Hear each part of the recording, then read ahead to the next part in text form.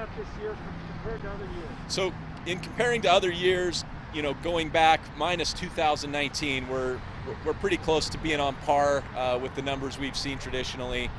2018, we had a few more lives lost than we did this year. In 2019, we saw that number decrease pretty dramatically. This year we've had 102 fatalities reported during that period between Memorial Day and Labor Day. Last year we had 61, so pretty significant increase this year. Tough to say what that's due to. We had a time where there was a lot less traffic on the roadway, but I think one of the big reasons we have a lot of fatalities, at least in the state of Utah, during that period between Memorial Day and Labor Day is, we see a lot of people utilizing their vehicles to go out and recreate. This year has probably caused an increase in people recreating locally, where air travel and different things with the pandemic have shifted the way people get out and enjoy nature. And in Utah, it's such a great state to do that.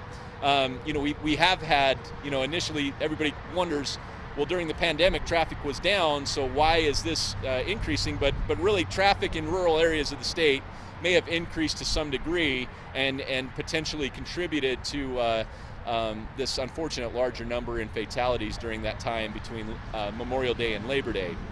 Some of the things we're seeing are, basic things that, we've somewhat been able to, with public outreach, curtail in years like 2019.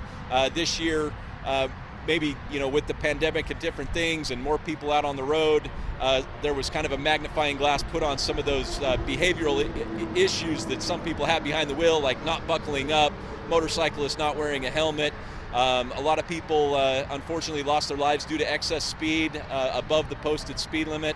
And then, of course, we always kind of have the suspect distraction when we have a roadway departure or other things like that. Somebody not paying attention for a moment. It can be from drowsy, impairment, from distraction. And we saw a lot of roadway departures causing fatal collisions during this time. And all of those basic things, impairment, not driving while impaired, driving buckled up every time, and ensuring that your passengers are buckled up every time, making sure that you're driving at or below the posted speed limit, and avoiding distractions. If we could get back to those four things, and if drivers will take those to heart, we can mitigate a lot of these unfortunate crashes that have lost lives for Utah and statewide. We talked a couple of occasions earlier this year about the excessive speeding. Does that continue to be an issue? I came over on I-215 this morning. There had to be at least 3 motorists that went by me doing 90 plus. Is that still something that your troopers are seeing out there? It definitely is something our troopers are. The excess speeding is definitely something our troopers are continuing to see out there, and it's evident in the 32 collisions that individuals lost their lives during the 100 deadliest days. So far we know speed was a factor. That number may rise as we do reconstructions of some of the crashes that have occurred, at least on Highway Patrol jurisdictional roadways. It seems like, unfortunately, on the roadways that troopers patrol, when we have a serious collision, more often than not, speed plays a factor. And this year during the pandemic, I can only speculate as to why, but nationwide, we are seeing increases in 100-mile-an-hour speed citations being issued. And in Utah, at one point that was up almost 33%. And depending on the time of the year, it was even up between 33 and 50% for the amount of citations we were issued. It's kind of ticked back a little bit. I hope people are paying attention better. But we're driving with other things on our mind than the issue at hand, which is one of the most dangerous things we do every day, is get behind the wheel, and we're not necessarily always 100% paying attention behind the wheel when we need to have our sole focus whenever we're behind the wheel on driving. We need to drive better.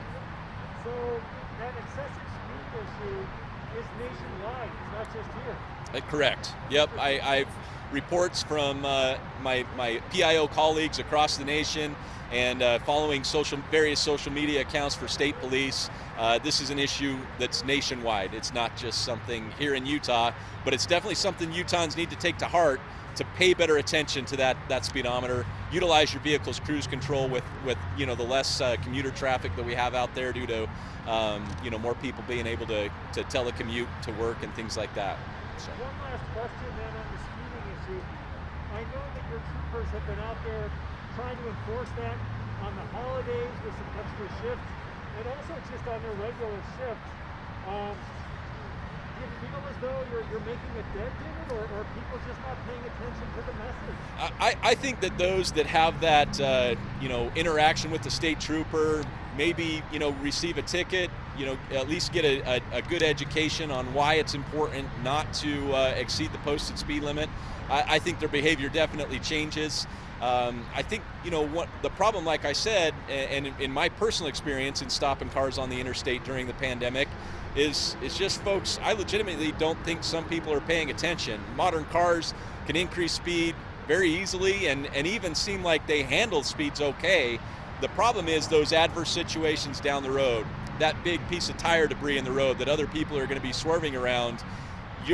When you're above the posted speed limit, when you're speeding at some of the speeds we're seeing, you give yourself zero time to react. And that's the issue with speeding, is you've decreased your reaction time. You know, typically most people take about 1.5 seconds to begin reacting to something they see. And in that 1.5 seconds, even at, you know, some freeway speeds, you're going to travel close to a football field of distance before you're even able to react. If the issue is between that short distance of a football field, you're not going to be able to react, and you're going to cause a collision, and hopefully it's not something that gets you or somebody else hurt.